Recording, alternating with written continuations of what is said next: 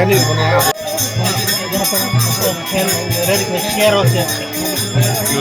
atarok tolong sini kapan kan tolong sini कोई भी किसी का बेईमानी भी वक्त जान जाए हम 50,000 दे रहे हैं ये मेरे तरफ से ठीक है जिंदगी तो वापस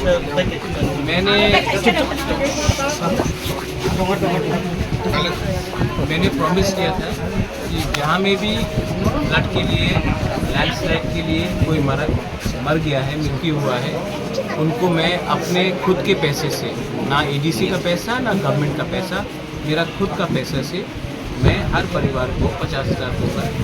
तो मैं पूरा त्रिपुरा जा रहा हूँ, बंगाली हो या अपना तिब्रासा हो, मैं उनको हेल्प कर रहा हूँ।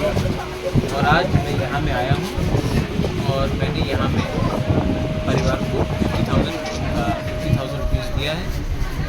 ज़िंदगी तो वापस नहीं आ सकता, लेकिन इनके ख़राब टाइम में इनके संग रहकर इनको हेल्प करूँगा और गवर्नमेंट से भी बात करके 4 लाख जो मिलता है वो भी मैं दिलवाऊँगा।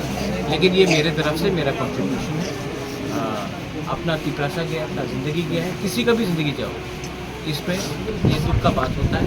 और इस समय हम लोगों को तोहफा को एक होकर एक दूसरे को हेल्प करना चाहिए, बस ये मेरा ड्यूटी है और मैं अपना ड्यूटी कर रहा हूँ। Thank you.